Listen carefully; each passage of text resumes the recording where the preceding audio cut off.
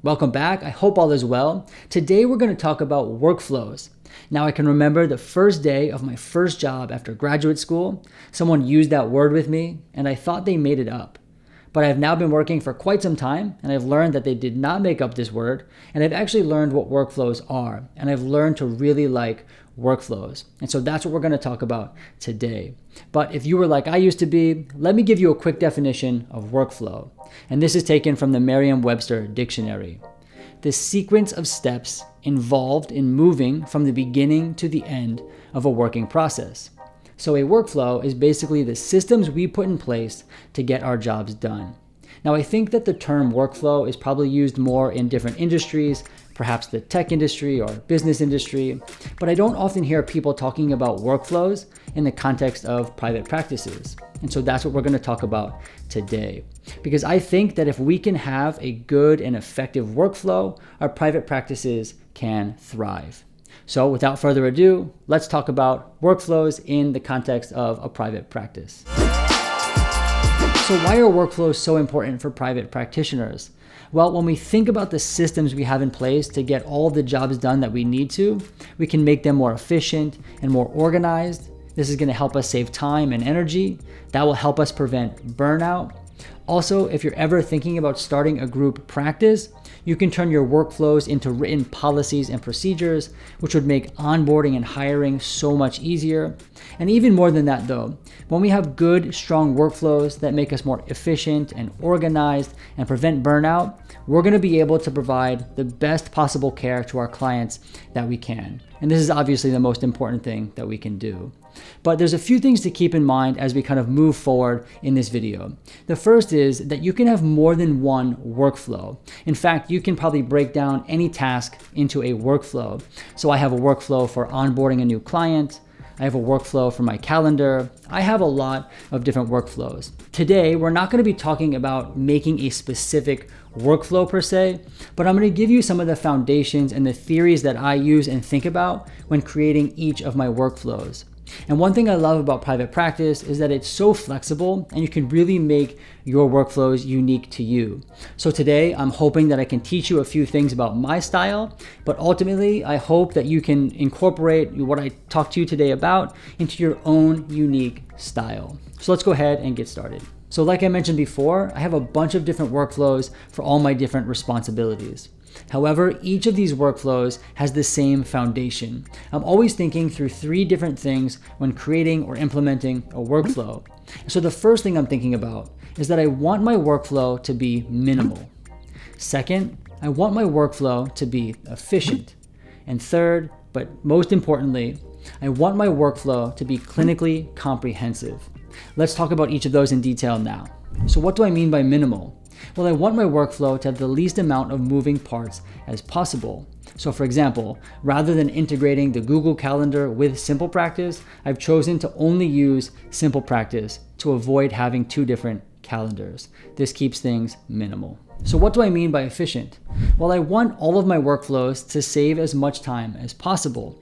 So for example, when onboarding a new client, which usually takes a little while, I've decided to send all of the paperwork electronically. This means it only requires a couple clicks to sign it and to send it back to me. I can even do this way before the appointment, so things get done ahead of time. Now, a non-efficient way to do this would be to mail someone all hard copies, or to even send the paperwork the day of the appointment. These would be non-efficient alternatives to that workflow. So what do I mean by clinically comprehensive?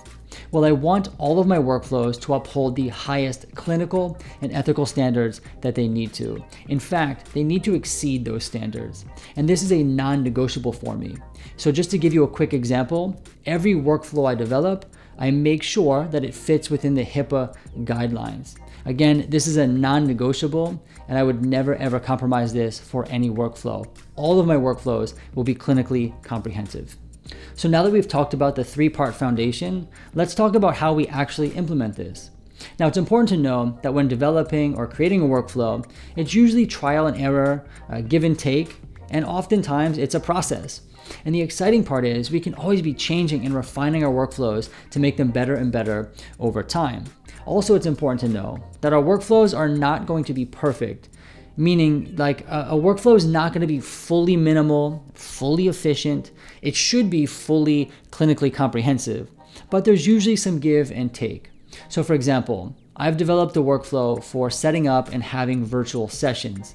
Now, if it was to be really minimal, it would involve probably just my laptop and really nothing else. However, I've decided to use an external camera to really boost up the quality of the virtual sessions. So what you're looking at now on your screen is what it looks like when I'm having a virtual session. This requires an extra camera, some extra cables, a way to prop up the camera on a tripod. So just from telling you that, you know that that workflow is not all that minimal, and it's definitely not all that efficient because there's some extra setup that's involved. However, I decided that I would kind of compromise those things to really improve the quality of my virtual sessions. You can also see that having an external camera does not compromise any clinical or ethical standards in any way. So another example where there was some give and take in the workflow development was in how I use my calendar. Now, like I mentioned before, I've opted to only use the Simple Practice calendar as my main calendar. Now, I could have integrated the Gmail calendar. However, if I did that, it would not be as minimal. I would need to be opening multiple calendars and there would be a lot of moving parts to work with. So I didn't really like that. Could it have been more efficient with a Google integration? It probably could have been a bit more efficient, but I don't like all those moving parts. For me, there seems to be too much that can go wrong. So I decided to forego some of the efficiency to keep the minimal aspect. And even more importantly, with Google integration, because Google is not HIPAA compliant, there is a greater risk for something like a HIPAA breach. And in no way would I ever take that unnecessary risk. So in order to make my calendar workflow as secure as I possibly can, there is absolutely no integration. And so because of this, my calendar workflow, I would consider minimal and clinically comprehensive, but it is not the most efficient. So these are just two examples of many of how I implement that three-part foundation into the creation and implementation of my workflow. So I'm always thinking, is it minimal? Is it efficient? And it needs to be clinically comprehensive. There's always some give and take. There's always trial and error. And I'm always learning and trying to refine my workflow to be as effective as possible. So hopefully that was helpful for you. Hopefully you've learned something. And I really hope that you can begin to implement and develop your own unique personal workflow. One thing I really love about private practice is how you can make the workflows so unique and tailor them to your own unique strengths. This is a really cool part about being in private practice. So that is it for today's video. Hopefully you've learned something. Hopefully it was helpful for you. If you have any questions or you want to add your 2 cents about your workflow, I would love to hear it. Put a comment down below. But until next time, I look forward to seeing you soon.